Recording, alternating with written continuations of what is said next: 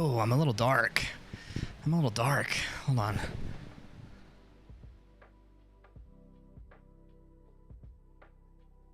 Maybe? Hopefully? Is that better? A little better. Ah, this needs to be. Okay. I think that's a little better. Hopefully. What's up? Let me get YouTube chat pulled up here real quick. Sorry for the delay. I was actually recording a video earlier today, if you can believe it.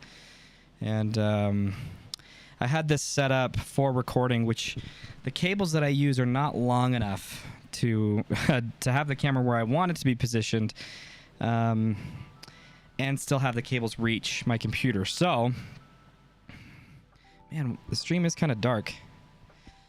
That's okay. Let me pause this. All right. So, what's up? Welcome. I want to do things a little differently today, and maybe moving forward. I'm not sure, but I'm just going to do 2-hour streams, and when the stream is done, depending on what I covered in that stream, that's what I'll do to chop up videos and stuff. It's a lot of work to make lots of thumbnails for every video preemptively. So moving forward, I'm probably just going to do like pretty much a boilerplate thumbnail for the live stream. And then depending on what you guys want to talk about or what I end up talking about, I will just split those off into their own videos. I promise it's not going to be this all the time. I just wanted to try this one more time and see how what people thought about it. But excuse me. So for today's stream, we'll talk a little bit here. We'll probably go over to the computer at some point, depending on what people want to do. But I figured we'd try this again. Got lighting a little bit differently. It's kind of cool. Hopefully you guys think so. But I figured what we could do today, at least to start, is go through some of the questions that are asked on my Discord channel. So if you guys aren't on the Discord server already, click the link in the description below for the Discord server. I promise it's worth it. There's a lot of great discussion. It's not just for paintball. There's also other entertainment, video games and whatnot. And if anybody is on that server, or anybody who is on that server will know, I play a copious amount of Escape from Tarkov, and I stream it. I usually stream most of the time that I'm playing it. Sometimes I don't, but generally speaking, I do. So if you are into Escape from Tarkov or other video games, please tune in. It's a lot of fun. We did a stream today where I have a voice changer on my Go XLR, which is what my microphone is attached to, and I have channel rewards that allow people to I don't know, spend like 3,000 channel rewards, and I'll do like a voice changer of like the devil's voice or like an announcer voice, and I'll like commentate my own game. Anyway, it's a good time. I think you guys would have a fun time. If you guys, before we get into any of the topics that you guys have asked in the Discord server, if you guys are curious about, ways to support the channel, as I've said before, as you've heard me say, please consider becoming a member today. It does help me out a lot. There are new members. I can't see them right now because I'm on my phone. But thank you so much to those who are new members to the channel, and for those who've renewed their membership. So thank you. If you're on the Discord server and you're a member or you're a Twitch subscriber, you'll now get a new role that gives you access to like a private channel for both voice and text. And that's where I'm going to be given the secrets. Okay. I'm still going to share everything I know freely, but during World Cup is when I'm actually going to start giving breakouts to those members exclusively. So it's mostly just because I feel kind of weird. Like if I give every single person in the community the breakouts that I create, well, then those breakouts end up not being very valuable just because everybody has them and everybody knows them. But I'm not overly worried about that. I just want to do what I can to provide value to those who are supporting me in that way. So consider becoming a member. Again, it really helps me out a lot. And it's also going to be a place where we talk about like meet and greets. So maybe we'll go to like dinner or something at World Cup. Who knows? But you'll want to be a part of that. Just make sure you link your account on Discord, either through YouTube or either if it's a YouTube member or a Twitch subscriber, and you'll get the role. So anyway, okay, let's talk about some of the questions you guys ask, which you guys asked some great questions. Some of you guys asked questions that like I don't even know how I would tell you or illustrate it to you. Like some of you guys talk about like drills and stuff, which are kind of hard to really do on stream. I mean, I don't have footage of some of this, but all right. First one is, have you done something where you turn it around and it's how to coach new players? That's right. From Lysol Clean, which is a funny name to me. I have not done that yet, but I figured now would be kind of a good idea to go over some bullet points. I actually covered this. Like I said, I recorded a video earlier today that I already talked about this, but I don't know if I'm going to post that video. I might just do this as a substitute. So here's my advice for people who either are, a coach, a player coach, or a team owner. And just this is from my experience, either observing or just being a part of it. So the first thing is, when you're making a team, you need to make sure that everybody on that team is on the same page. And what I mean by that is, you need to ensure that everybody is as committed as everybody else, that you don't have any issues in terms of commitment.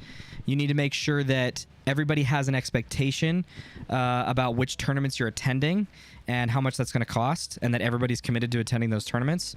And you just need to generally put together a team that, I guess this is more on the team side of things. I'll talk about new players here in a second, but you need to just make sure that everybody has at least similar goals, right? It doesn't have to be that everybody's trying to go pro, but as long as everybody's trying to win the series title, win a tournament, go to the next division, so on and so forth, you'll just ensure that you just cut a lot of the bull crap out that you'll run into otherwise.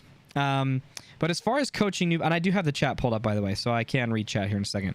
But as far as coaching new players, what in my experience, there's a few things that you need to, well, as a new player, overcome. But as a coach, there's a few things that I think are helpful to developing that player. So depending on where they're at within the stage of paintball, let's just assume that they've played rec ball enough to now know that they want to play speedball, okay? But it's their first time playing in a tournament. They've never played one before. The first thing is, and this is true for anybody, if you're going to give feedback, it needs to be hyper-specific. It can't be, you just need to kind of push, you need to be more aggressive. You need to learn when to play defensive. You need to hold a lane more. Those sorts of things don't really work. And so instead of saying things like that, it's more, they will retain more information if you're more specific. So if, for example, you say, hey, there's that point that you got to the Dorito, you just kind of didn't head check to see what was going on, and the point got away from you because of that, right? Now, I could just as easily say, like, hey, man, you need to be aggressive. You need to go push up the Doritos. But, like, that's kind of vague. So my number one piece of advice for people who are trying to develop players, whether as a coach or just a helpful teammate, is make sure that you're very specific with your feedback. I feel like just saying give constructive criticism, I feel like doesn't really explain anything at all. So that would be the first thing I'd say. The next thing I'd say is it's really, really important, especially if the player is new to the sport, again, within like a year, it's really, really important to build off of their successes, which is true for any sort of player development. But it's really important that you highlight the things that they do well, not just the things that they did bad or poorly. Because that's easy to do, right? It's easy for any of us to do that because we want to help each other. We don't really need to focus on the strengths because they're not an issue. But if we focus on the weaknesses, then maybe we can make those strengths. But it's sometimes helpful to just remind people like, hey, man, that was an awesome point. You did a great job. And just leave it at that. Or sometimes it's okay to say like, hey, dude, everything was really good in the early game. Did a really good job transitioning to the mid game. But we got stuck here at a certain point. I want to talk about it, right? So just being really specific and try to take the emotion out of it. I mean, that's true for being a coach. That's true for being a team leader and a developer. It's really, really important that if you expect people to follow you, you need to remove as much of the emotion out of the equation as you can so that you can motivate people with, kind of with example or action, I guess. I know that paintball is one of those sports where people love. I mean, this is, we're going to get into the hot takes here in a minute. But, one of the things that I just cannot stand about the sport is, and you see him in the Dirter videos, you see him in just the old school paintball videos, social paintball videos. Really, any highlight video is going to have a moment in the pits where pretty much every third word is a cuss word. And I don't have an issue with cuss words. For anybody who knows me, I think words have a purpose. I think words are very powerful, and you should use words accordingly, knowing that information. And it just kind of doesn't really mean anything when you're just like, let's go, mother effers, F these guys, we're gonna F and shiz down there, you know, just whatever, right? I'm trying not to get demonetized, by the way. So don't screw me over, YouTube.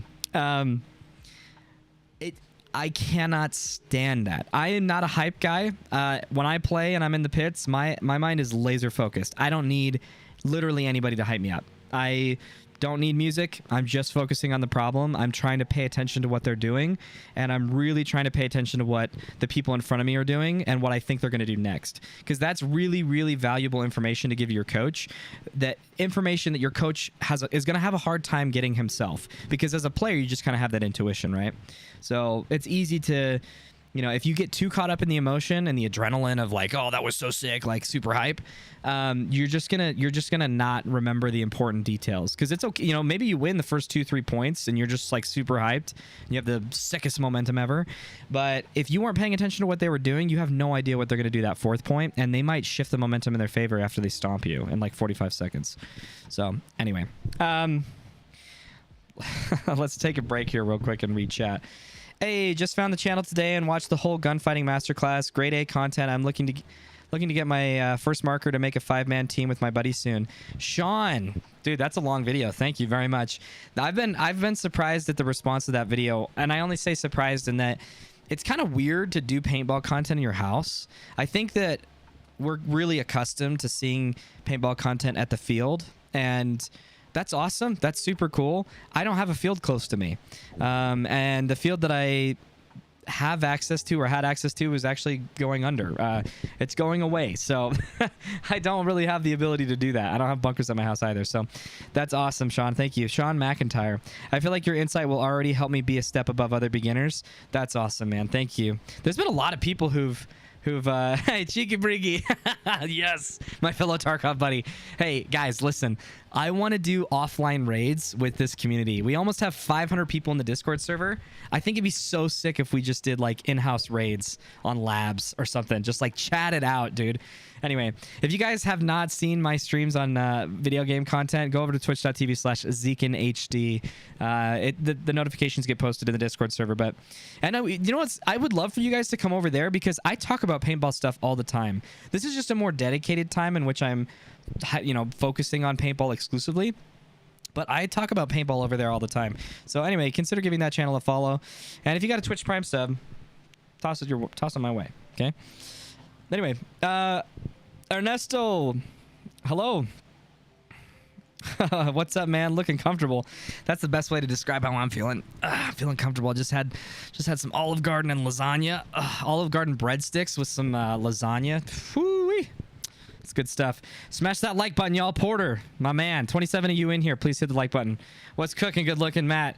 By the way, guys, can I just say, I've said this before, and then I'll get back to the hot takes and the discussions in the Discord server. Can I just say that Matt the Gymrot is a legit human being? That man has surprised me at every corner, and I'm not gonna like soy out over this guy and dedicate the whole stream to this, but I cannot tell you how good of a human Matt the Gymrat is.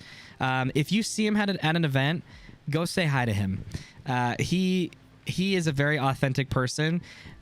The best way I could describe him is without guile, which sounds a little biblical to describe that, but Josh,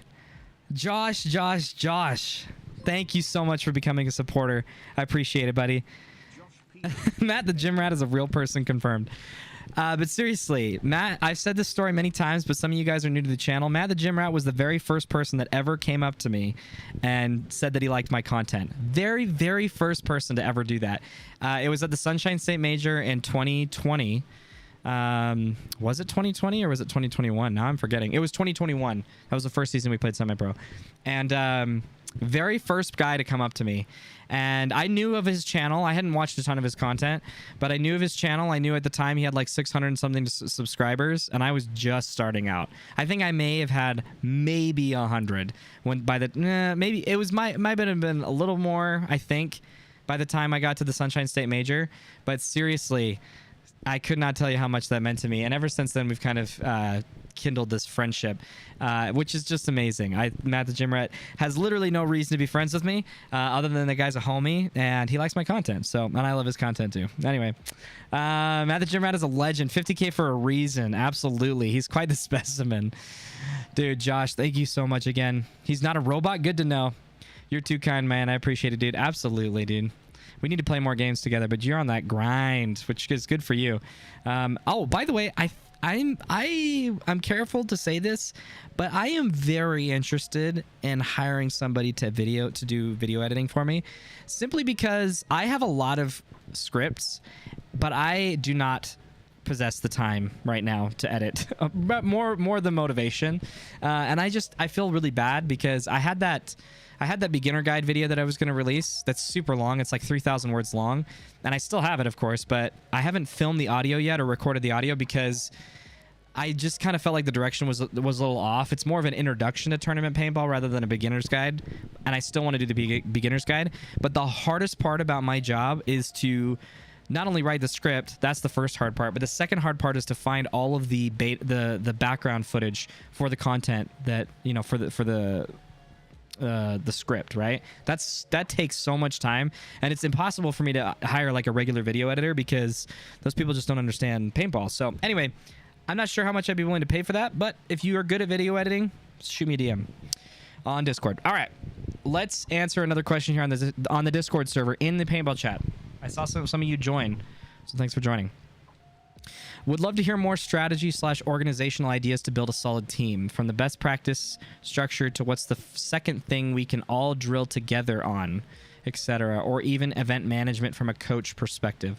That's a great question. So there's a few parts to this. Let me break it up a little bit. So would love to hear more about strategy / organizational ideas to build a solid team. The first thing I would say is understand that this is just a hobby, okay? If you're not careful as a coach, and especially if you don't have any sort of resources to offer your team, you gotta be real. You gotta be, you know, honest with yourself. Like, you can't really force people to treat it like a job when they're not getting paid like it's a job. That would be the first thing I would say. And certainly there's a level of commitment required, you know, that you have to give up if you want to go semi-pro or pro, which usually will come before, you know, that commitment is required before you're going to make any money doing this. But for most of us, before that happens, like I said earlier in the stream, the biggest thing is to just lay out the roadmap for your team, okay? Usually, you know, depending on the skill level of your team, it might be that you say, okay, you know, we're all a bunch of D4, maybe some D3 players on the team. We're going to play D4 for a season. But the purpose of that season is to really get to D3.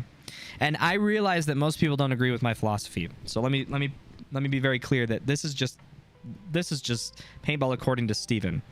But if you've been playing D4 for a long time and you haven't won a tournament or a series title, get out of D4. Go play D3. And here's the reason. D4 is the literal cesspool of paintball. And I don't mean that in like the people there are terrible, because it's paintball. People are awesome. But the skill level varies so wildly that everybody and their dog who's taken a break from paintball, who's gotten demoted or just lost tournament points or whatever, they're gonna play D4. Okay, so I mean, the WCPBL is a classic example of people sandbagging the hell out of that series simply because they can. And there's a philosophy there that you should play in the lowest division possible because you have the highest chance of winning. And I totally respect that. That's fine. That's whatever. But I just think uniquely to Division 4, it would be better for you to get out of Division 4 and go play Division 3 and just grind that division than it would be to stay in Division 4 forever. There's literally teams in Utah that have been Division 4 since the entire time I've played paintball. And we're talking 17 years. That's a long time to be in Division 4. I started playing paintball in the rookie division, which is about, it was beginner / D4, and it took, fortunately Bro Army was the first team that really got me out of Division 4. I was rated Division 4 when I first came to play with Bro Army, but they had a goal, they had a drive to go push and do more, and that's awesome. So anyway, that would be the first thing I would say. But again, like, make sure that you have goals as a team that come from the top down. So the best thing you can do for your coach is to highlight progress metrics, to say, all right, this is the first time we played a Division 3 game, or Division 4 or Division 2, whatever. Take whatever division you want, and to say, we're going to win 1 point this tournament. Okay? We know it's a huge leap, but our only goal is to win 1 point this entire tournament, and that'll be success. Now, granted, that's an expensive tournament if all you ever do is win 1 point. And certainly you can change whatever you think is realistic. But if it's your first time playing in a division, I don't think winning a game is very realistic, unless you're the series champion winners of the previous division in the prior year. So if you're like D4 champs, then yeah, maybe you say our goal is to make it to Sunday in our second tournament, which means we need to win 2 games in our first tournament, or whatever, right? But whatever those goals are, make them realistic. From there, I got to make sure you guys can still hear me because I don't have my YouTube chat pulled up. So I think once you have those goals outlined, it makes practices a bit more purposeful. So especially if as a coach or a person developing a team, you identify the specific reasons why you lost, okay? If you start to notice that the points that you, or the teams that you struggle against are the ones that play pocket, and you just have a very hard time breaking open those points, well, now you know what to go practice when you go back to the field, right? You can set up scenario drills, hopefully, if possible, where one team plays defensive primarily, and the other team's job is to be aggressive, and you have like 90 points to break open the point. There's lots of different drills we could talk about, and certainly I think there's a question in here about drills, but which I'll answer there. But that would be the biggest thing I'd say. As far as like drills that everybody can work on, I hate it. I actually hate this drill, but I would say that the red zone drill is probably one of the best drills to do, assuming you've been putting in the work for your snap shooting. So I think there's a gap. There's a big gap between the work you put in for your form when it comes to snap shooting against a target, and the form and the discipline to that form that you have when you get actually in a gunfight with somebody. And you know, a lot of times they'll go to snap shoot against a target, and then they'll 1v1 against somebody in like a stationary position where they're snap shooting, and that's fine. But there's that skill does not transition super well into an actual point when you don't have any expectation of getting run down, or when the person is no longer limited to moving to different parts of the field, or to just snapping out from different angles. So to me, if you put in a bunch of work in your snap shooting, maybe 100 snaps either side, then the best thing you can do after that is to go do the red zone drill. And if you're not sure what the red zone drill is, it's usually done on the Dorito side of the field. It can be done on the snake side, but it's usually not a 1v1. It's usually a 2v2 or a 3v3. But on a red zone drill, what you do is usually people will line up on like the middle inset side of the Dorito side. So usually it's wherever the number 2 on the Dorito side would be. You'll line up there, and you'll have 2 teams against each other, and it's essentially a continuous 1v1. And the way that a point is scored is when one person from one team tags the other person's 40 Dorito, okay, or something past the 50. It's usually the 40-yard line of the opposite side. And so if you get shot, you have to sprint all the way back to the starting box and tag the box or tag your teammate or whatever. And it's just a continuous 1v1. Depending on the layout of the field, you might have to move where you start, and certainly you can add more people to that mix, and you can have essentially like 2 lines on either side where you've got like essentially a back player and a front player playing at the same time. That's a really effective way of doing that drill. But that's a really, really, really good way to develop your skills as a player, and that's something that all of us could work on. And then aside from that, it's really I just think any fundamental work, right? I think no matter what the IQ differences are between the players, the paintball IQ that is, which is going to vary depending on experience, just do the basic fundamentals. Nobody is above that. Nobody's above that. You look at people like Ronnie Dizon and other pro players in the pro division that are super successful. Those people are putting in the work. They're doing the drills that they need to keep those skills refined. So, all right, let me look at the chat real quick. No worries, man. Enjoy the content and love the Discord. Hey, Zinger. I know you as that. Sick, dude. Thank you. Thank you. More collabs, bro. Yeah, Porter, you're right. I think we need to think. We need to do more. I think we need to do more gaming content, dude. I don't know. That's just me. I think we should do more gaming content. Okay, I'm here for the hot takes. Don't worry. We're getting to the hot takes. I've got some hot takes. I promise. 16 years out of the game, got drugged back in and found your videos, and they have helped tremendously getting back into the game. Your breakdowns and tips are amazing, brother. Dude, thank you so much, buddy. I appreciate that. I wish I could hire an editor too, or just edit full-time. I'm surprised you're not getting full-time pay out of that, but that's not to be presumptuous. Pro tip, instead of snap shooting, just never go behind a bunker. Dude, this guy gets it. This guy gets it. As people say, this guy Fs. D4 for life, never rank up. Smurfing in real life. Like Elo hell. Yes, somebody who gets it. I'm itching to play pro, semi-pro level talent. It's hard to come by if you're dedicated and skilled. Get the F out of D4. Yes. I'm surprised. Don't you guys normally scrim against your semi-pro line? I'm not sure how many looks they give you, but what division do you play, Matt? I think he plays Division 3 right now. Matt, now's the time for you to go pro. Dude, Matt the Gym Rat's going to be playing semi-pro next year, just to watch. You should be playing the highest division possible. Yes. See, that's the difference between the people who care more about. Wow, there's a dichotomy here that I can't remember. Oh, what is it? It's there's a dichotomy between people who are growth minded, or like the growth mindset, versus those who are only achievement minded. And I think it's what it is.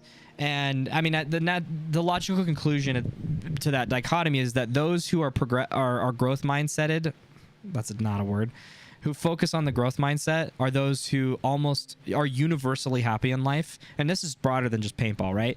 But people who focus on growth and progress are almost always happy. They're content with the things that they have, but they know that there's improvement, right? There's things they can do to improve, but they're not overly focused on that. Whereas people who are just achievement minded, if you haven't won, then you're miserable, right? You're embarrassed. Here's a hot take. Here's the first hot take. Okay, we'll take a break from this. Here's a hot take. You know what really, really bothers me on paintball social media is every single person that hypes themselves up, gets on there, is like, this is my time to shine. This is my tournament. We're coming hungry. We're going to win. We're going to whatever. Insert platitude. And then they get absolutely dunked on at the event. And then sure enough, either the day of or maybe early the next week, they get on social media and they're like, yeah, it just wasn't the results we were hoping for, but we're going to stay hungry and we're going to come back swinging the next event. Or they'll post something like that, like the 2 weekends before, and they're like, it's this constant. It's constant. Like, first of all, nobody asked. Nobody cares what you think you're going to do at a tournament. Nobody cares. I promise you. Making all of these hype, like, I don't care if you're a big content creator either. I can think of a few people who I absolutely love and adore that fall into this trap. But it's the plague of social media. We think that people care about that. And I'm, I'm being hypocritical right now thinking people care about my opinion, but you do because you're here. But it's just the fact that, like, I would rather just see people's actions speak for themselves. And that's part of the reason why, in some of my earlier videos, I don't know if you guys have seen those. That was kind of the emphasis of those How to Think Like a Pro videos, which really the whole idea of that series is to just say, like, I'm trying to help people shift their brains to stop focusing so much on proving to other people their worth, which we do a lot in paintball. We do it a lot in life, but we do it all the time in paintball, where we just have to prove to the people around us that we're as good as we think we are. And that is a losing battle. That is an exhausting, miserable battle. Stop doing that. And the people that have that mentality, especially those who maybe have a little following on Instagram or something, it is watching depression. I'm literally watching depression on social media because they hype themselves up so much so that they have to win, and if they don't win, all of a sudden their value is tarnished, right? Anyway, if you do that, stop doing that. Nobody cares. Just go play and have fun. Do better. Be humble. If you lose, oh well. But if you lost, you know, that was probably the biggest. That mentality for me was not developed in paintball. I've been that way since well before paintball. I developed that in Halo esports, but it was really easy for me to have conversations with people when we went 0-4 on Friday and Saturday, because I didn't care if people thought I was bad. Obviously, there's a lot to paintball. It's not usually one person's fault that you lose a tournament, but it's also easy to say, like, yeah, you know, on Sunshine State we went 0-4. I don't think we won a single game. I don't think we won any games in semi-pro, actually, now that I think of it. But that wasn't our goal. Our goal for a long time was win 1 point, win 2 points, win 8 points, win 10 points, win 12 points. The more points we actually won. It's funny. The last event that we played, we won more points than we had won ever, but we still didn't win any games. So, but I could tell people with my head held high that we had accomplished the goal that we were after. And if people thought I was bad, cool, man. I don't care. I literally don't care. I'm not a big like 1v1er guy. If people want to 1v1 me, dude, I'm down. Like I literally don't care. I don't care if a D5 player beats me, because if that happens, all I ask myself is, what mistake did I make, or what did they do that I just didn't expect? Because, and if you just ask yourself that question, you don't beat yourself up. You don't put yourself in a position to be egoed essentially by yourself.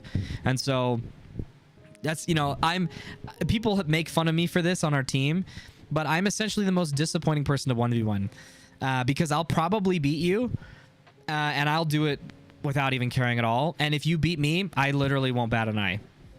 And I say probably beat you because I was definitely one of the better 1v1ers on the team, but I just don't care about that. I don't care. So I just care about getting better, and I'm evaluating that on a personal level. So here's my first hot take for you guys. We got many, many more to come. I promise. It's going to be behind this. There's going to be some stuff about paywalls.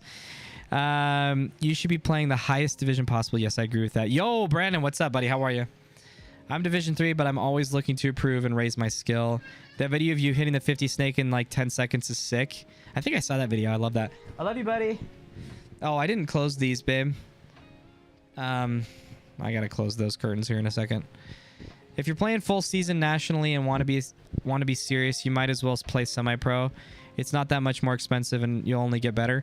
I agree with that to an extent. I think a semi-pro is pretty expensive, especially if you plan to put in the work required to be successful in semi-pro, which is a lot of out-of-state travel, at least in our case, because there's nothing in Utah.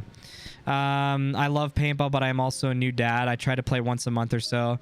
I just came out of retirement from playing serious. Maybe play more later. Who knows? Dude, man, family's everything, so no worries there. I'm about to be there with you, Brandon. Nice, man. We got a few papas in here. Super grateful. Put in the work. I'm out of the field 3 times a week. How far away do you live from the field, Matt? That guy Mouse is like Tony Hawk. Dude, Mouse is insane. Well, actually, the wife is about to start going with me. Dude, that's awesome. Matt, where are you playing at? I'm Nightball, Palmetto. Okay, blah, blah, blah. I don't know if anybody has any questions here for me. I feel like paintball players have like the most cringe attitude to competition. 100% focus on results and very little focus on progress, if that makes sense. Dude, yes. Working hard to get better is more important than being good in the moment. Yes. The ref of the field smoked me in a 1v1. Wait, oh, I need to back up and read this. I have never played a tournament, but it's always fun playing with and against the teams on Sunday Speedball. Nice, dude. Wasn't the results we wanted, but we will be back and stronger than ever. Yes. Dude. We need to make that a meme. Sniper beats LMG every time, spray and pray, etc. Wait, what? The comments on most videos from people who don't play are so funny. Dude, every single time I posted a video on TikTok, it was always a Rainbow Six, like, jiggle peeking meme. I'm 40 minutes from the field. Okay, that's not bad. What would you focus on if you could only go once a month? Well, it depends. I mean, to be honest, I would focus on having fun more than anything. And if you're wanting to make any sort of specific improvements, I would just focus on running and gunning. Would be my suggestion. Let me close these curtains here real quick, guys. 1 second.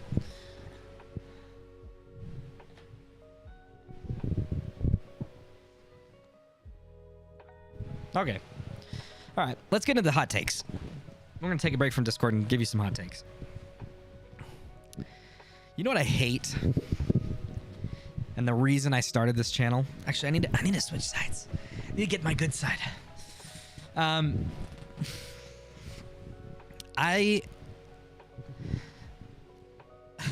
trying to think of how to word this. I think that the paywall, I think the attitude that everything that's worth knowing should be put behind a paywall, or everything worth viewing should be put behind a paywall, is absolutely the most cancerous thing about this sport. The people who do that do not care about the growth of paintball. They care about their wallets. And I am willing to fight to the end of that. Because if you actually cared about growing this sport, you would share everything you knew about it for free, in hopes that as many people came and played as possible. I am sympathetic to the fact that pro players do not get paid like they are pro athletes, but that's because the sport is not big enough to consider you a pro athlete. And isn't it incredible that something like esports, which has really only existed for the last 20 years or so. I mean, you could argue like the first invention of a computer game in like the 79 or whatever it was like the advent of esports. But really, truly, like esports has only existed probably since StarCraft. And they passed paintball. Because paintball has been around for a long time too, but I mean, the difference between those two is immense. Now, I understand the reasons why they are different, the cost associated with getting into one over the other, but I think the bigger issues that keep people away from playing the sport are, one, the just general egoism, machoism, overall of violence attitude of the sport is very intimidating, and therefore naturally weeds out a lot of people, especially young people. Because you kind of have to sink or swim, and I think that's stupid. I think you should be able to play the sport and just kind of dip your toes without having to adopt this entire culture. But it's also the fact that when you then go to learn anything about it, there's nothing. There is literally nothing. You have like maybe 5 channels on YouTube that talk about, and channels that are even releasing content right now that talk about basic principles of paintball. We're talking 5v5 strategy. We're talking just the basic mechanics of a tournament. That's the reason why I wanted to create this introduction to paintball video, because it literally talks about this is what it looks like when you go to a tournament. We do split deck format. What does that mean? What does it mean when you go into X-Ball? How do you even register for a tournament? What is the point system?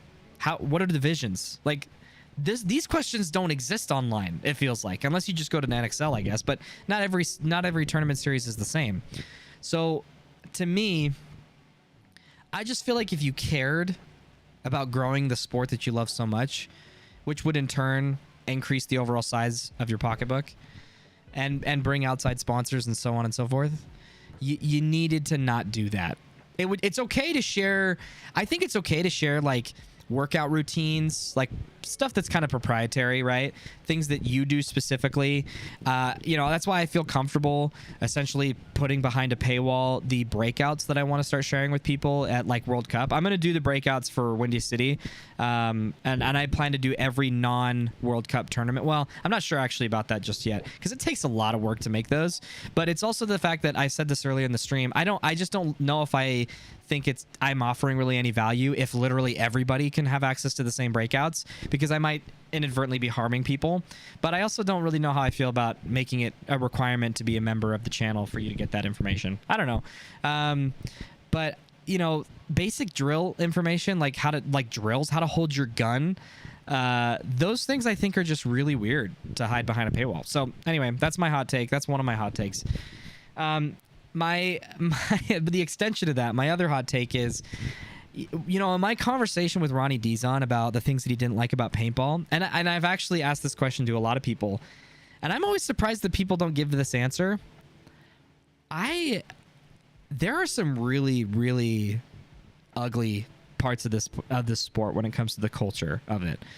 I am somebody's gonna clip this and send it to somebody, which is fine. I think the violence brand and like the whole violence attitude of the sport is I don't even know. I guess it's just the best way to describe it is super cringe. I think it's super cringe. You know, make paintball violent again. Like everybody's talking about how there's not enough overshooting and there's not enough arguing and there's not enough this and it's not enough that. Like make paintball violent again. Dude, literally, I have so many strong words for those people. But I don't want to get demonetized. And I would be willing to have a conversation with anybody who wants to have one at a tournament. If you want to argue with me about that, I will absolutely do it. Because you're wrong. I think the people that hide behind, or rather that promote the violence brand, I don't mean the apparel company. Let me be clear. I don't mean like violence as the apparel, though I know that they're a primary proponent of this sort of movement, and I think are really riding off of the coattails of that opinion.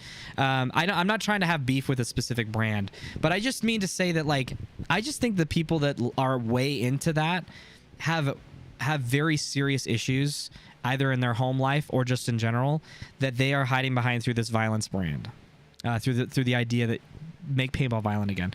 Now, it's very easy for people to just be like, dude, come on, it's just a sport. Like, chill, relax. Like, it's not that big of a deal. But like, I just think that the damage and the harm that you do to the sport with that attitude, and especially those who come into situations looking for a fight, I think is totally unhealthy for the sport. It's one thing to leave everything out on the field. Totally fine. Be passionate. Shoot, overshoot. I don't care. That's not what I'm talking about. I'm talking about the lifestyle of make paintball violent again. I think is a super unhealthy. It's like literally mental illness displayed full front. Because usually those people who need that in their life, that are hungering after it, have some issues, in my opinion. That's my hottest take I've got about paintball. Let me explain to you why I feel this way, okay? Life is really hard, okay? And I don't mean to get like super emotional, because I'm not trying to be, but life is really hard for people, okay? There's a lot of people that use paintball in the community that's there as essentially their life support. They come to tournaments, they come to practice, they cannot wait to see their friends because it's the only escape that they have of what's going on right now. And I just think that when you flip that on its head and make the interaction between two people about aggression or about violence, and effectively about hurting other people, because let's be honest, like the whole point of the violence movement is to shoot people in the back of the head, overshoot people as they're walking out, put a lot of aggression in the sports, that sort of thing. It's one thing to make like a really good aggressive move and put a few into people, you know, put enough shots into somebody that they're not going to turn around and shoot you, or that when somebody's running at you and you shoot them and you want them to stop running, to shoot them a lot. I totally get that. That's not what I'm saying. I'm not trying to make paintball golf, but I just think that when you come to the sport with that attitude, you are harming people who might only have this as their escape from the tragedy of real life. For whatever reason, there's a lot of people that I've met that are going through really hard times. And for a long time, I was using paintball too as a way to cope with what was going on. It was pretty much my only escape. I don't know. I mean, I'm not trying to give my whole like family life history here, but you know, I have lost 3 family members and a dog to cancer. My mother passed away in wow. I'm getting my time mixed up. My mother passed away in 2021. My brother Jason passed away in 2013, and my brother Blake passed away in 1994. And then my dog passed away from lymphoma. It was just unbelievable. It's, you know, people ask me all the time, "Are you living behind a like power line or something?" So that's all to say that like life is too short to be an asshole. Okay, don't do that.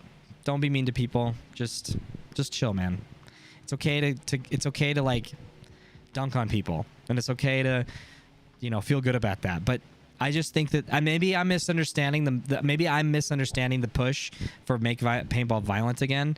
But I just think it divides us when we're already so small, right? Don't do that. Okay. Wow.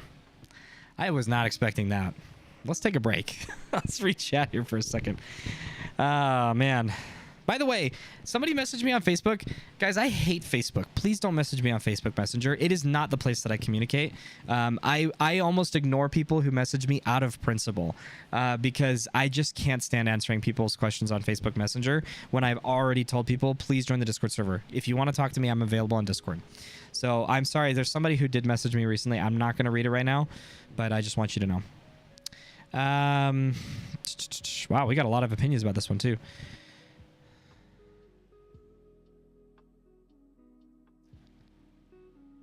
Too many irrelevant questions. No. This is all great. I'm just trying to catch up, guys. Sorry. We need a paintball library.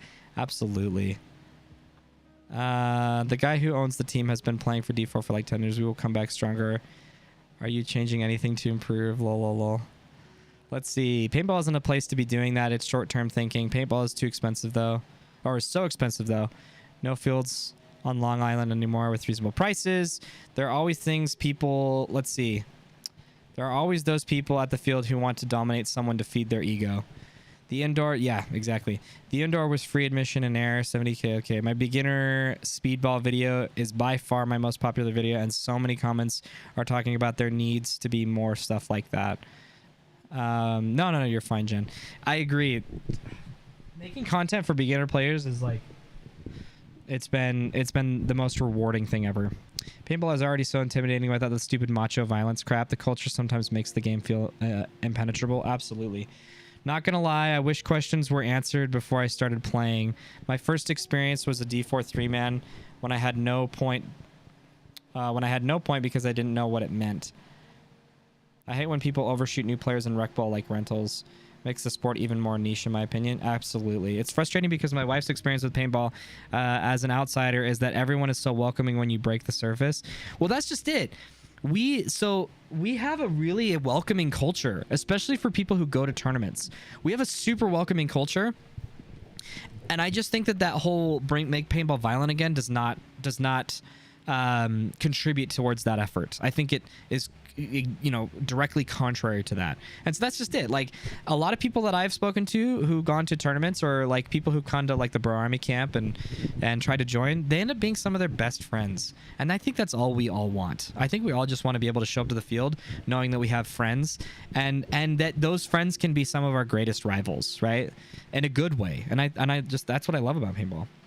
100% fact, it makes people not want to play.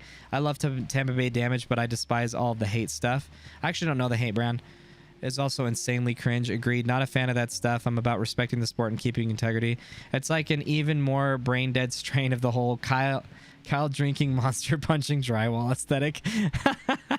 That's a good way of describing it. If you want to be violent, get a ring. Oh, get in a ring. I was like, was that a jab at marriage?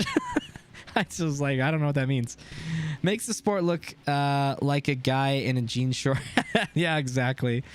Violence is cringe. You're not tough. You're not badass. Back in the day, we would put 2,000 rounds into people and not get an overshooting penalty. People are garbage, and they're also wrong. I mean, maybe let me clarify. They're probably not wrong, but paintball was a worse sport back then, in my opinion, because there was no safety. Like refs were bad at what they did. And at the end of the day, it's just paint pellets that will never cause permanent damage outside of eyes. Yeah. It's a fine line. The high intensity, high emotion makes it interesting, but yeah, leave it on the field. I agree. Like I said, I think being intense and being passionate are totally okay. Truly, I love that about the sport as well. I just think that the people who walk onto the field like they have the attitude like I'm going to kill you in real life, and it's like, no, you're not. Stop that. Stop it. First of all, everybody, if you have even a brain cell, even a singular brain cell in that brain of yours, you'll know that if you lay any hands on me, you're going to jail. And if I retaliate, I'm either in self-defense, or if I let words get in the way of that, you know, like I've known people who, when they get challenged on something, the very first thing they do is threaten to beat you up. And it's like, come on, man. Like, I'm not going to go to jail over some stupid argument that you have about whether or not I overshot you or whether or not I cheated or whatever. Anyway, it's stupid. Am I lame for aiming for packs and one-balling people? No, I'm that way at practice. I don't do that at tournaments, and you're not going to be able to do that, Matt, when you go play semi-pro. But at practice, I don't think there's any reason to be pumping paint into somebody's back. Oh, now you got to bring golf into this? Dude, no disrespect to golf. I definitely try to also one-ball friends and newer players. Yeah, man, that's what it's about. I'm sorry to hear that, man. For some reason, sometimes that kind of stuff comes in a big wave like that. You can give someone a concussion, not just paint pellets. Yeah, absolutely. A couple teams that I had the chance to join that I turned down for that reason. Oh, interesting. Have you ever thought about making a beginner speedball vid, like what you need to learn just to start in D5, aka bunker names, what laning is, different types, race deck? Yes, Evan, I have that video. I promise it's coming. I was asking earlier in the stream if there's any video editors that can help me, because I have the entire script done. It's been done for like 3 months. I just haven't actually edited the video because it's super daunting. But I'm going to have an introduction to paintball, which will cover the different formats of paintball, literally just what to expect when you go to your first event, which includes like understanding that you buy paint and vouchers and when to redeem those vouchers, when to pre-purchase paint, how to register for a tournament, who can play on what teams, the different divisions, X-Ball, split deck, like all of those sorts of things. I have a video already written about that that I plan to release. Lawyering intensifies. I think he's currently trying to make that right now. Yes, I am. I remember when I was first learning, it was so hard to find the real basics, like bridge the gap between rental and D5. I hope to do more of that. By the way, if you guys are watching this right now and you haven't already, please click the like button. I'd really appreciate it. Let's go on. Let's read more of the Discord comments here. Hopefully that answered your question, CK, contract killer in the Discord server. Let's see. As far as event management, I don't really have any perspectives on that, but when to be aggressive and when to be patient in the snake. Honestly, guys, so I get asked this question a lot. Chug, thank you for your question. I get asked this question all the time, like, how do I overcome like my passiveness, or how can I be aggressive, and when do I need to be aggressive and when do I need to be passive and stuff like that. And I feel like that is a really loaded question, and the only way that I can answer that question is through multiple videos that will then culminate into answering that question. So it's kind of like if somebody were to ask me, what's the right play? You know, how do you play paintball correctly? Which I absolutely believe there's a correct way to play paintball.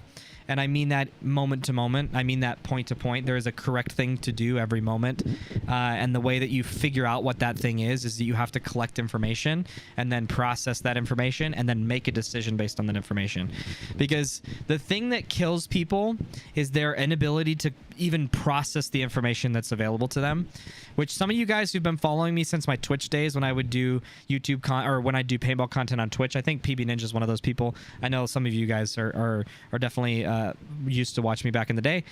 But you've heard me say this already, which is that my whole philosophy about how to play paintball and how to get better is that what you really need to be doing is trying to broaden your ability to receive information and then improve on your ability to process that information. So what I mean by that is, let's say, for example, a new player joins, a new player gets on the field, and all they can really process is essentially what is in front of them. What they see is what they know. So if you saw somebody running into the Doritos, you know there's a guy over there, okay? But you have no idea what's going on the other side of the field. So the question is then, how can I process more information? How can I, or they'll say like, oh, well, I don't know what to do here. I don't know that move. I don't know this move or whatever. I don't know why I'm losing. But it's like, well, you don't even know what's going on right now. Like, you have no ability to make a correct decision because you don't know what your teammates are doing. You don't know where they're shooting, who's alive on both sides of the field, and what the situation is and what you should be doing based on where you're positioned. So my whole thing, and the reason why I spend so much time breaking down different principles and detail, is because I'm wanting to essentially have a video prepped and ready for you for when you do process that information. So for example, let's say one day it clicks and you're like, oh, you know what? I can actually gain a lot of information when I just simply listen to sounds around me. I can gain the information. I can know whether or not somebody's shooting at me and hitting my bunker. I can know if my teammates are shooting.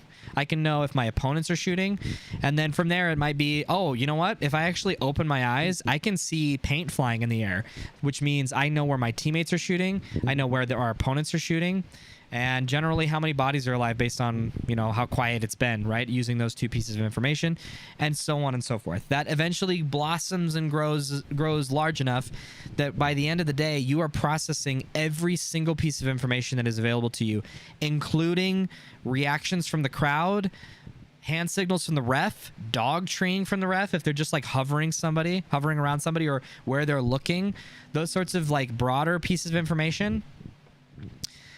So that when you start to collect that information, because you can now start to hear it and see it, you're not so tunnel visioned in that you're missing it, then is when you can make informed decisions. And if those decisions end up being bad, you at least have the framework to improve upon those decisions, right?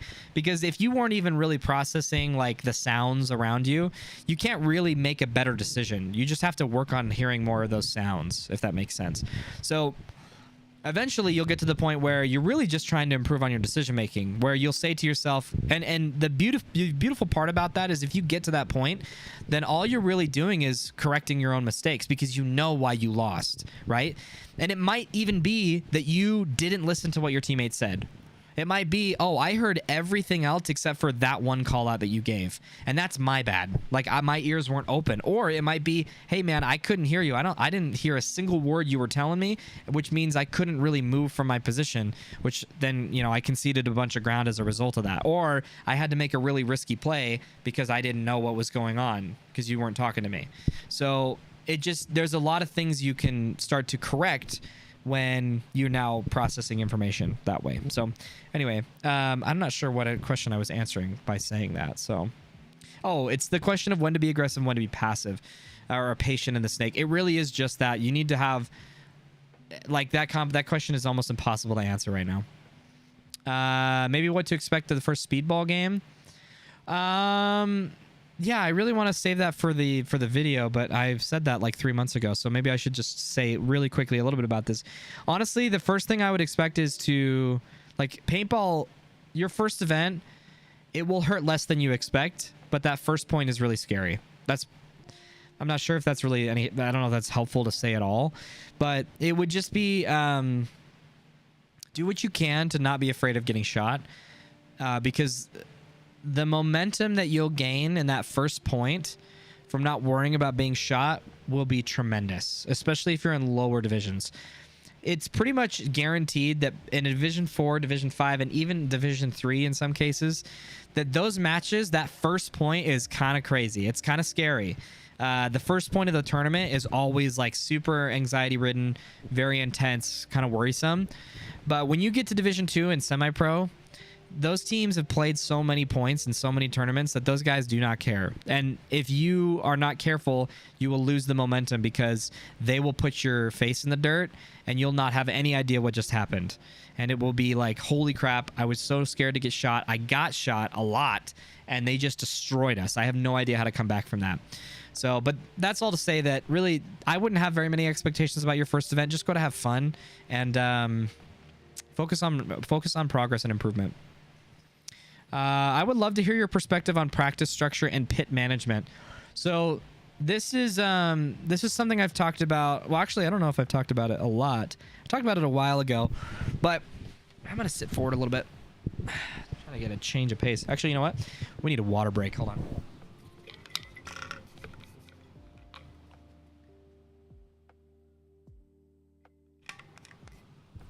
Oh, that water smells weird. This fan's drying on my eyes. Okay. So, what to say? Pit management. All right. Here's the first thing.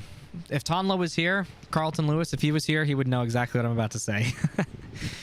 Our team has a very strict policy, which is that after every point, the order in which you do things is always the same. It is air, paint, clipboard. Every time, without exception. That means you're not arguing with each other about what happened. You literally are saying nothing until you get your air and you get paint, okay? It gives you time to think. It gives you time to cool off. But what's more important is for everybody to come together, because the time is so limited between when that point finishes and when the next point starts. That time is so limited that you don't have time to do anything other than say what worked and what didn't to your coach, okay? So the very first thing you can do to organize and structure your pit is air, get paint, go to the clipboard. Now, if you are a player coach or you don't have a dedicated coach to help you with this, then certainly you can have conversations on your way as you're doing these things. But it's really hard to multitask in a tournament environment. A lot of people, without the experience at least, people will get hung up on doing certain things. So if you go to get air, but you start talking and you get kind of lost in the sauce and you forget, well, you're not going to have enough paint for that point. Or if you decide like, I'm kind of good on air, I think, and then I'm going to go get paint and I'm going to get wiped off, well, now you might go onto the field with less air than you should have. So to me, that's the biggest piece of advice. Air, paint, clipboard, without exception. The next thing is, if you can afford it, which really is only like 25, maybe 30 bucks an event, or maybe a day rather. It's anywhere between 25 and 45 bucks a day. Hire somebody to run pods for you. It's really, really tough to have one of your players run pods when they are also playing at the same time. It's just super exhausting. You could always argue, well, can't they, we should be conditioned enough to do that. But there's a reason why, there's a reason why like certain bicycle events have multiple legs with different racers in them, right? You can't really just make the argument, well, you should just be conditioned enough to do both of those things. So that's the other thing. Be willing to put the money down to hire somebody to run pods if need be. Otherwise, ask a family member, friend, spouse, whatever, if they're willing to.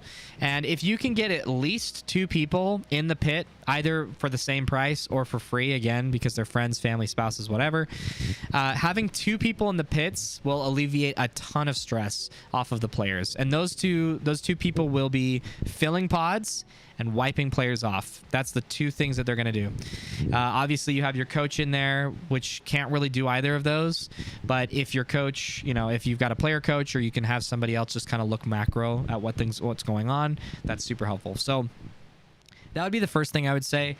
And as far as like the logistics outside of that, it really is just a matter of not getting your paint super early. So I've said this before, I think in the previous stream, which is that you really shouldn't be pulling paint off the truck 45 minutes before a match. If you can get it as close to the match as possible within like 20, not 20, that's pretty short. But if you can get it within like 30 to 20 minutes before your match starts, that's ideal, because that'll give you plenty of time to pod up and stuff like that. But obviously, if you don't have a pit crew to help you pod and you're just relying on your players and maybe you're not set up yet, that might be a bit difficult. So just kind of play that as you will. So hopefully that answers that question. All right, let's read chat here real quick, guys. 25 of you in here. Thank you so much. I really, really appreciate it, guys. Hey, by the way, again, if you have not already, follow my Twitch channel, my twitch.tv/ZeekandHD. I play Escape from Tarkov right now. I'm almost level 40, and it's a good time. It's pretty funny. There's some funny clips on there. If you choose the gamer role on our Discord server and go to gaming clips, you'll see some examples of that. Let's see. Hey, I'm out for the night, Steven. Have a good one, brother. Thanks, Matt. Thanks so much for hanging out. I appreciate it, buddy. Sorry I didn't catch that till just now. Steve, do you have a video talking about NXL rules, like break down the rulebook? I don't. Again, the introduction video that I want to do, like introduction to paintball, covers that to an extent. It covers major penalties, minor penalties. gross majors, and just the common examples or common reasons why you would get those. But I don't cover like the broader rules. I feel like most of the time those broader rules don't really matter to most people. There might be some technicalities in which it's important to know, but if you just need to know the bare minimum to start in your first tournament, I do cover those in that video. But again, I feel bad because I keep saying like, hey, there's this video that has all this information, but here we are, it's not there. So but I don't know if I should really share that or divulge into that or dive into that right now, so we can talk about that a little bit later. But good thing you brought water into the raid. Oh heck, didn't get a live notification. Dude, that one goalie, I'm very, very disappointed. All right, how we doing? I've got one, maybe two more hot takes I can share with you guys. I've got family in town, by the way. It's my father-in-law's birthday, so we might actually end the stream here kind of early. But I got a few other hot takes. Oh man, paintball. I love paintball. I love paintball, but it is such a funny sport sometimes. You know what's funny? I'm a Redditor. I go to Reddit. I love Reddit. I follow lots of subreddits. But you know what Reddit I hate? I don't hate it. I find the paintball subreddit pretty cringe. It's really hard for me to gauge what kind of people consume that content because it is not the majority of the paintball community. Weirdly enough, the paintball community is still on Facebook, like primarily. I don't understand that. I don't know if it's just because we're all a bunch of millennial boomers or what. But like the fact that we're not on a Discord server, I guess it's probably because like community pages and stuff, which I get. But it's either like a freaking website built in 1995 with PB Nation, which I don't know who's still using PB Nation except to trade and buy stuff, or it's Facebook. But then you have the paintball subreddit, which like I said, I can't really get a gauge of who is on that subreddit.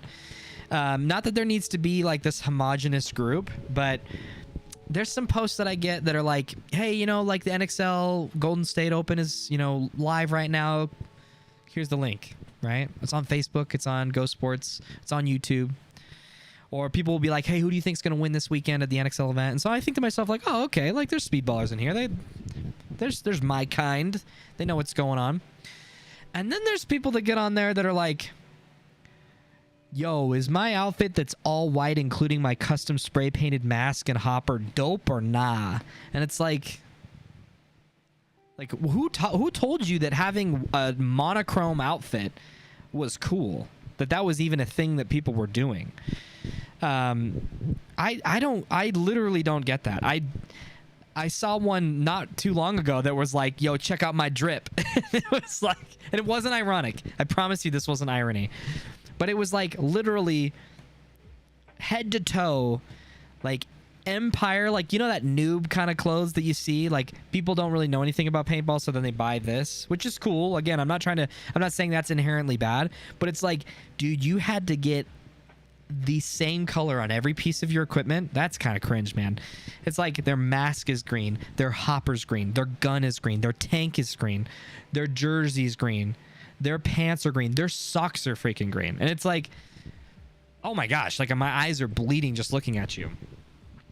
So to me, I think the overly matchy part of paintball, which doesn't really exist in a lot of the tournament scene, is super cringe. I don't know why it just like irritates me so much. I'm just like, stop doing that. It's almost like,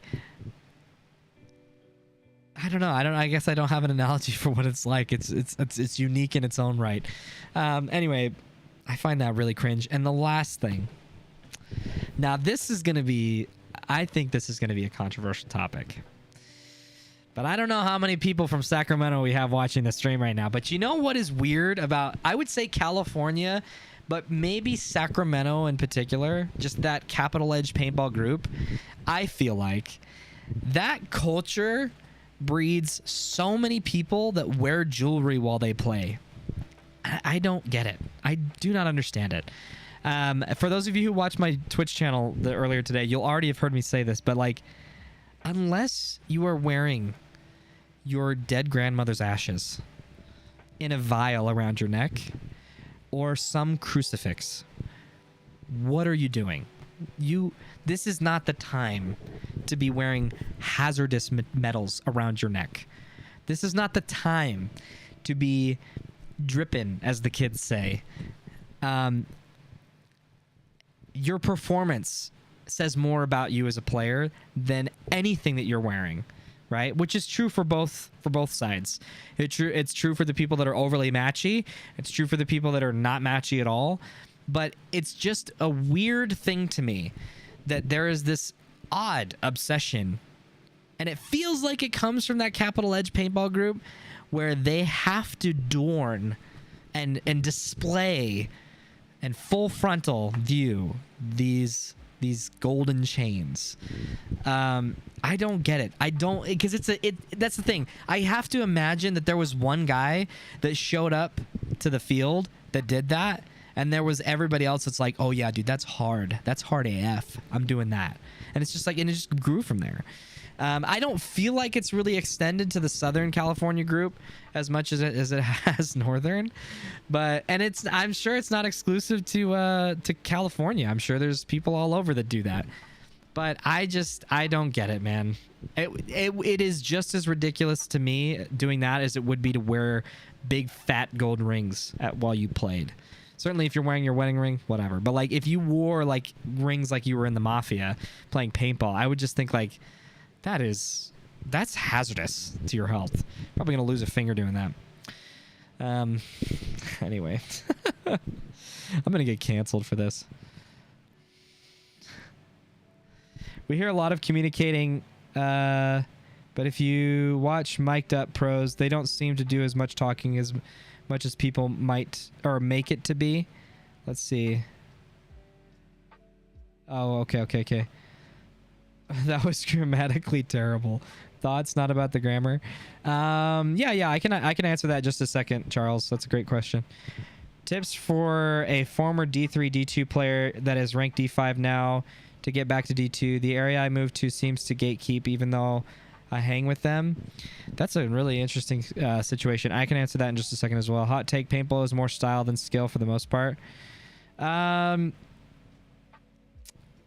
Yeah, I mean, I see the truth in that. I think a lot of paintballs. I look at paintball's skill like a dance similar to basketball. Like if you want to be a good basketball player, you have to do the dance of basketball. You have to flow smoothly, right? You can't just rigidly dribble a ball like an uncoordinated. I'm not gonna say it. You have to have the swagger of basketball to play basketball effectively, and there is, to an extent, that of paintball, no doubt about it. So I don't have any issues with that. There is a swagger that is required. I mean, like I said, I almost liken it more to like taekwondo or karate, whatever, than anything else. And if you, yeah, that's really all I have to say about that. I'll go back and answer your guys' questions here in a second. I just want to catch up real quick. The paintball subreddit is 60% old rec ballers, 30% new speed ballers, and 10% seasoned tournament players. I really appreciate the fashion of paintball because it's one of the only sports where every player can have unique items on them. That's true. I agree with that. But I gotta look good so the photographers see me. Everyone with the chain and pro flexes. Dude, yes. I'm currently trying to get purple accents to stand out in the field a little and just have a cool looking setup. Purple glass Spire 4, purple lens, purple barrel, and a purple headband. Well, and so here's the thing. I'm not saying that you can't have like an overall aesthetic. That's definitely a thing, and I'm totally for it. I just mean, when I say overly matchy, I don't mean you have more than one thing that matches. I mean that your entire ensemble is that color. That's the only thing I have an issue with. But I'm not trying to dig myself in a further hole here. Okay, so let's go back. What do I essentially, your question, Charles, is like, essentially when we watch those mic'd up pro videos, they're not really doing a lot of communicating. I think, to be fair, some of that, it depends on which videos you're talking about. If you're talking about the Dynasty ones, then I think that's in large part because they all just are on the same page about. Here's the thing. If everybody's on the same page about what you should be doing, not because it's like game specific, but because you're all really, you're high caliber intelligent players, and you're all receiving the information that you need to win the game, then you don't really need to say much. Pretty much the only thing that people communicate at that kind of level are danger calls, right? So essentially, if everything is proceeding as normal, if the game's kind of developing as normal and you're getting a kill out of a certain bunker, really the only reason you're calling kills is because you're trying to coordinate between both sides of the field. But if you see that your buddy in front of you is the one that got that kill, or you see that he's kind of going to town, you don't really need to say, I'm not saying that we shouldn't do this, but at that level, you don't really need to tell your teammates it's kill 1, kill 2, because they're going to do like, and Ryan Greenspan is going to do the same thing every time when he gets 2 kills off of his side of the field, which is he's going to try and close out the game as fast as possible, either by running someone down or, kind of pinching out the guy that's stopping him from just running down the field. And the guy behind him is going to do the same thing every time, which is he's going to support that move, right? And going to, essentially shoot the crap out of the last guy that's trying to break out and plug the hole.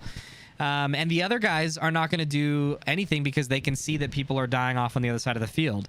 And so their coordination is just really, it's a byproduct of how much they've played together, but it's also the fact that each person is responsible for collecting the information they need to make the correct decision, not everybody's relying on Yosh Rao in the back or their number 2s or whatever. But the times in which they do make calls are like when somebody makes a move that's really, not even really important, but just makes a move into a bunker that they previously called killed, or they get to a position that's a very threatening position for a teammate of theirs, right?